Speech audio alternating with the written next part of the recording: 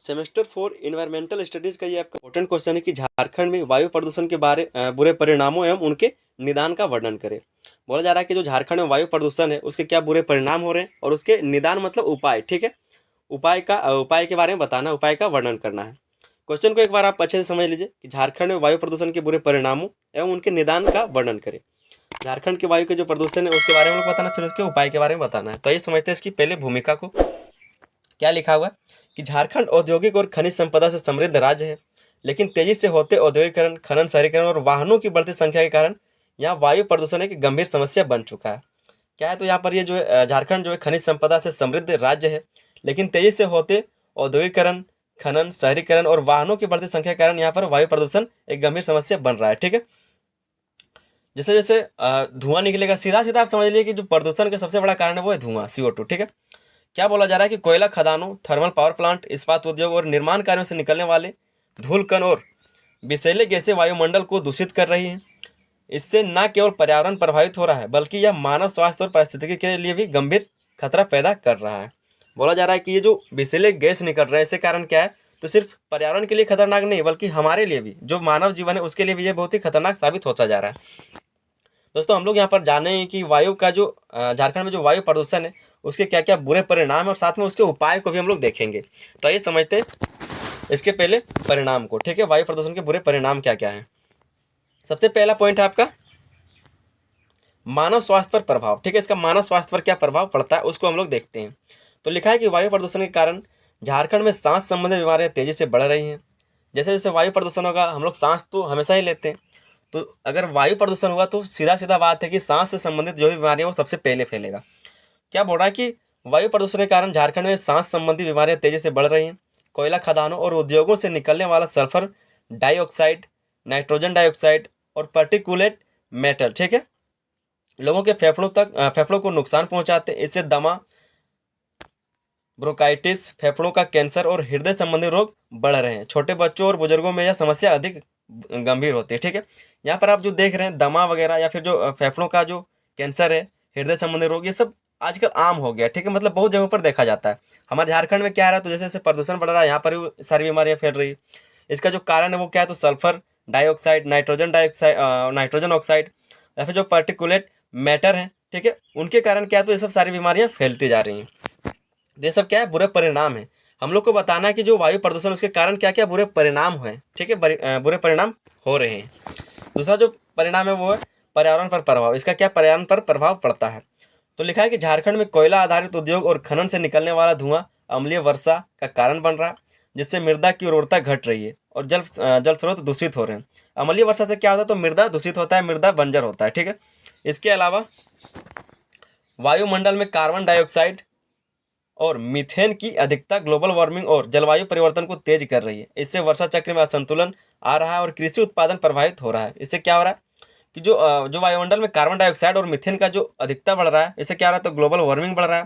साथ में जैसे जैसे ग्लोबल वार्मिंग बढ़ेगा, जाहिर सा बात है कि जलवायु परिवर्तन देखा जाएगा, कई जगहों पर जलवायु परिवर्तन देखा जा रहा है। इससे वर्षा चक्र में असंतुलन आ रहा है और कृषि उत्पादन को भी प्रभावित करता है। ये सब कुछ कारण है। ठीक है, तीसरा जो कारण है वो है जैव विविधता पर प्रभाव। तो वायु प्रदूषण से जंगलों की हरियाली कम हो रही है, जिससे वन्य जीवों के प्राकृतिक आवास नष्ट हो रहे हैं। थर्मल पावर प्लांट और खनन क्षेत्रों के आसपास पेड़ पौधों पर एसिड डिपोजिशन के कारण पत्तियां झुलसने लगती हैं, जिससे उनकी वृद्धि रुक जाती है। पक्षियों और अन्य जीवों की प्रजातियां भी प्रभावित हो रही हैं। इसका जो है आप सीधा सीधा एग्जाम्पल ऐसे देख सकते हैं, अगर आपके शहर में कहीं आसपास में फैक्ट्री है, तो आप इसके 1-2 किलोमीटर के दायरे में जाके देखिएगा तो पूरा जो भी वहाँ पर झाड़ी पेड़ पौधा रहेगा पूरा काला हो जाएगा। और सारा में लगभग सभी पेड़ पौधा में क्या है, तो पत्ता बहुत ही कम देखने को मिलेगा, क्योंकि सब कुछ गिर जाता है, पत्ता पूरा झड़ जाता है, सब कुछ जो डाल पत्ता होता है वो काला हो जाता है, बहुत ही बेकार हो जाता है। मतलब वहाँ पर रहने लायक जगह नहीं होता। वहाँ पर जो जानवर रहता है, ऐसे मान लीजिए कि जो गाय बकरी रहता है, सामान्य जानवर है, वो लोग का भी जो शरीर वो पूरा काला होने लगता है, सिर्फ किसके कारण, तो काले के कारण। ठीक है, वो पोल्यूशन के कारण ही। फिर चौथा जो पॉइंट है वो दृश्यता में कमी एवं दुर्घटनाएं। दृश्यता में कमी एवं दुर्घटनाएं मतलब जो देखने का जो है दृश्यता है वो कम होगा। मतलब जितना दूर हम देख सकते हैं उसमें दूरी जो है उसको वो घटेगा। मान लीजिए हम लोग पहले 2 किलोमीटर तक देख पाते थे, अब हम लोग कम देख पाएंगे, 1 किलोमीटर तक ही देख पाएंगे। या फिर जो दुर्घटना है वो भी बढ़ेंगी। तो क्या लिखा गया, झारखंड के औद्योगिक क्षेत्रों में जैसे धनबाद, बोकारो और जमशेदपुर में वायु प्रदूषण के कारण स्मॉग की समस्या बढ़ रही है, जिससे सड़क और रेल यातायात प्रभावित होता है। कोहरे और धूल के कणों की अधिकता से दृश्यता कम हो जाती है, जिससे सड़क दुर्घटनाएं बढ़ रही है। इसके कारण क्या बोला जा रहा है कि जैसे जैसे धुआं बढ़ेगा वैसे वैसे क्या होगा, तो कोहरा ज़्यादा होगा, साथ ही में जो दृश्यता है, विजिबिलिटी है, वो कम हो जाएगा। ठीक है, मतलब हम लोग जितना दूर देख पाते थे उतना दूर नहीं देख पाएंगे। सब किसके कारण होता है, तो प्रदूषण के कारण। ये सब क्या है, प्रभाव है, बुरा परिणाम है। फिर यहाँ से हम लोग जानेंगे वायु प्रदूषण के निदान को। वायु प्रदूषण को कैसे कम किया जा सकता है, वायु प्रदूषण कैसे रोका जा सकता है। ठीक है, सबसे पहला पॉइंट है आपका औद्योगिक उत्सर्जन पर नियंत्रण। जो औद्योगिक उत्सर्जन होता है उस पर नियंत्रण, मतलब जो फैक्ट्री वगैरह से जो औद्योगिक कचरा निकलता है उस पर नियंत्रण करके। तो झारखंड में उद्योगों से निकलने वाले धुएं और हानिकारक गैसों को कम करने के लिए फिल्टर और स्क्रबर तकनीक का उपयोग अनिवार्य किया जाना चाहिए। थर्मल पावर प्लांट में फ्लू गैस डिफ्लोराइजेशन सिस्टम लगाकर सल्फर उत्सर्जन को नियंत्रित किया जा सकता है। तो ये सब क्या है, कुछ उपाय किए जाए जिसके कारण, तो जिसके वजह से क्या होगा, तो थोड़ा सा निदान मिलेगा, उपाय है सब। ठीक है, दूसरा जो उपाय है वो है हरित ऊर्जा को बढ़ावा। हरित ऊर्जा को बढ़ावा, तो कोयले पर निर्भरता कम करने के लिए सौर और पवन ऊर्जा को बढ़ावा देना जरूरी है। सरकार को नवीकरणीय ऊर्जा स्रोतों को प्रोत्साहित करना चाहिए, जिससे प्रदूषण कम हो और पर्यावरण संतुलन रहे, पर्यावरण जो संतुलित रहे। बोला जा रहा है कि जो भी तेल या फिर जो कोयले से चलने वाला फैक्ट्री या फिर जो उद्योग है उसको कम करना चाहिए, और उसके जगह पर क्या है, तो सोलर लगाने चाहिए, या फिर जो पवन ऊर्जा है उससे उससे जो है ऊर्जा लेना चाहिए और उससे काम करना चाहिए, ताकि क्या होगा, वहाँ पर जो धुआं निकलता है या फिर जो कचरा निकलता है उसमें थोड़ा सा कमी आएगा, और धुआं जो बहुत ज़्यादा मात्रा में निकलता है उसमें कमी आएगा। तो ठीक है, जिससे प्रदूषण कम हो और पर्यावरण संतुलित रहे। जिससे क्या होगा, तो प्रदूषण भी कम होगा और पर्यावरण संतुलित रहेगा। तीसरा जो इसका निदान का उपाय है वो है वाहनों से होने वाले प्रदूषण पर नियंत्रण। ये भी एक बहुत बड़ा कारण है, क्योंकि जो गाड़ियों से निकलता है प्रदूषण, जो धुआं निकलता है, वो भी एक कारण है। ठीक है, तो अगर इस पर नियंत्रण किया जाएगा तो थोड़ा सा कम होगा। तो झारखंड में वाहनों से निकलने वाले धुएं को कम करने के लिए सीएनजी और इलेक्ट्रिक वाहनों को बढ़ावा दिया जाना चाहिए। सार्वजनिक परिवहन को सुदृढ़ किया जाए, जिससे निजी वाहनों की संख्या कम हो। पुराने और अधिक धुआं छोड़ने वाले वाहनों को हटाकर BS6, जिसको अभी VS6 आप लोग सभी जानते हैं, तो मानकों के अनुरूप वाहनों को बढ़ावा देना चाहिए। बोला जा रहा है कि जो पुराने गाड़ियां हैं उसको हटाकर VS6 जो गाड़ियां अभी आई हुई उनका उपयोग करना चाहिए। साथ ही में जो पेट्रोल से चलने वाले बाइक या फिर जो कार या फिर जो सारी सुविधाएं हैं उसको कम करना चाहिए, उसके जगह पर सीएनजी यूज करना चाहिए। और साथ ही में इलेक्ट्रिक वाहनों को बढ़ावा देना चाहिए। इससे क्या होगा, तो जो वाहनों से निकलने वाला प्रदूषण है, जो धुआं है, वो कम होगा, जिसके कारण क्या होगा, तो इस पर नियंत्रित किया जा सकता है। चौथा जो इसका उपाय है वो वृक्षारोपण और हरित पट्टी विकास।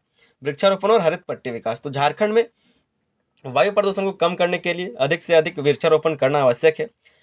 सिर्फ झारखंड का हम लोग बात करें इसलिए हम लोग सिर्फ झारखंड झारखंड बोल रहे हैं। अगर पूरे भारत का अगर क्वेश्चन आता है कभी भी आप लोग के, तो आप इतना समझ लीजिए कि जो प्रदूषण है वो सब जगह सेम ही रहता है। जो प्रदूषण का कारण है वो लगभग सब जगह सेम ही रहता है। ठीक है, तो झारखंड में वायु प्रदूषण के बारे में हम लोग बात करें इसलिए हम लोग झारखंड का नाम ले रहे हैं।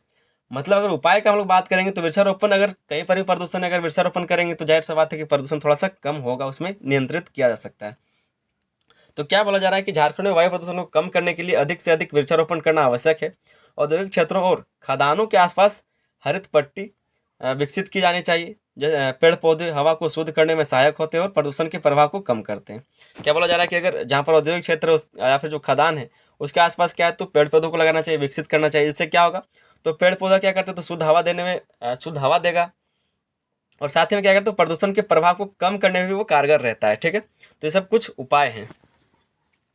पांचवा आपका पॉइंट है वो है कचरा प्रबंधन और धूल नियंत्रण। कचरा प्रबंधन और धूल नियंत्रण, तो निर्माण कार्यों और खदानों से उड़ने वाली धूल को रोकने के लिए जल छिड़काव और धूल अवरोधक तकनीक का उपयोग किया जाना चाहिए। क्या बोला जा रहा है कि जो खदान या फिर जो निर्माण कार्य है वहाँ से जो उड़ने वाली धूल है उसको रोकने के लिए क्या है, तो जल छिड़काव करना चाहिए, ताकि वहाँ की जो धूल है वो वहीं पर गिरे। और साथ ही में जो धूल अवरोधक तकनीक है उसका उपयोग किया जाना चाहिए। साथ ही बोल रहा है कि कचरा जलाने की प्रथा पर रोक लगाकर ठोस अपशिष्ट प्रबंधन को सुधारना होगा। क्या बोला जा रहा है कि जो कचरा जलाने का जो प्रथा चल रहा है कि कचरा हुआ उसको जला दिया जाए, तो जलाने के बाद क्या होगा, वहाँ का जो भूमि वो खराब होगा, साथ ही में क्या होगा, जो ऊपर धुआं उठेगा उससे वायु प्रदूषण होगा। तो जो कचरा जलाने का प्रथा है उस पर रोक लगाया जाए। साथ ही में अपशिष्ट प्रबंधन को सुधारना होगा। जो अपशिष्ट प्रबंधन है, जहाँ पर मैनेजमेंट, जहाँ पर उसको डिस्पोजिशन किया जाता है, जहाँ पर उसको रखा जाता है या फिर हटाया जाता है, वहाँ पर क्या होगा, उस चीज़ को सुधारना पड़ेगा, सही करना पड़ेगा, तब जाके वो सही से निदान हो पाएगा। छठा पॉइंट है जन जागरूकता और सख्त नियमों का पालन। जन जागरूकता और सख्त नियमों का पालन। तो वायु प्रदूषण को नियंत्रित करने के लिए सरकार को सख्त कानूनों को लागू करना होगा और उद्योगों को पर्यावरणीय मानकों का पालन करने के लिए बाध्य करना होगा। इसके अलावा लोगों को प्रदूषण के खतरों और उनके समाधान के प्रति जागरूक करने के लिए व्यापक अभियान चलाने चाहिए। बोला जा रहा है कि कई सारे सख्त कानून बनाने चाहिए, ठीक है, कि ये किस तरह से रहना चाहिए, मतलब कि दिशा निर्देश तय होना चाहिए कि कैसे होना चाहिए, ठीक है, मतलब कितना प्रदूषण कर सकते हैं या फिर किस तरह से उसको नियंत्रित कर सकते हैं, तो ये सब होना चाहिए। साथ ही में अगर कानून के द्वारा नहीं मानता है तो उसको जन जागरूकता के द्वारा मनाना चाहिए, मतलब दोनों ही काम करना चाहिए। या फिर उसको जन जागरूक के माध्यम से उसको सही चीज़ों का जानकारी देना है, या फिर कड़े कानून के माध्यम से उसको डरा के सही चीज़ों का पालन कराना है। तो ये सब क्या होगा, छठा कारण वही लिखा हुआ है कि जन जागरूकता और सख्त नियमों का पालन करना, मतलब ठीक है। उसके बाद ये आपका निष्कर्ष आप लोग जरूर लिखेंगे। सभी क्वेश्चन के आंसर में आपको बार बार बोलते हैं कि निष्कर्ष आप लोग जरूर लिखा कीजिए। इससे क्या होगा, 1-2 नंबर तो आपका बढ़ेगा अगर आप लोग निष्कर्ष अच्छे से लिखते हैं। तो निष्कर्ष में क्या लिखा है कि झारखंड में वायु प्रदूषण की समस्या गंभीर होती जा रही है, लेकिन यदि सही कदम उठाए जाए तो इसे नियंत्रित किया जा सकता है। उद्योगों और वाहनों से होने वाले उत्सर्जन को कम करके नवीकरणीय ऊर्जा को अपनाकर और वृक्षारोपण को बढ़ावा देकर वायु प्रदूषण को काफ़ी हद तक कम किया जा सकता है। सरकार, उद्योगों और आम जनता को मिलकर इस दिशा में ठोस कदम उठाने होंगे ताकि झारखंड की वायु स्वच्छ और स्वास्थ्यप्रद बनी रहे। स्वच्छ हवा, स्वस्थ जीवन, इसी लक्ष्य के साथ हमें आगे बढ़ना होगा, ठीक है। तो इस तरह से एक छोटा सा आप लोग लाइन जरूर लिखें, या फिर इसको आप पहले भी लिख सकते हैं या फिर लास्ट में लिखिए, कोई दिक्कत नहीं है। तो ये आपका क्वेश्चन का आंसर था। उम्मीद करते हैं बहुत अच्छे से आपको समझ में आ गया होगा। दोस्तों, चैनल पर नए थे तो चैनल को सब्सक्राइब जरूर कर ले, साथ ही अपने दोस्तों की इस वीडियो को ज़्यादा से ज़्यादा शेयर कीजिए। चलिए मिलते हैं, तब तक के लिए धन्यवाद। जय हिंद।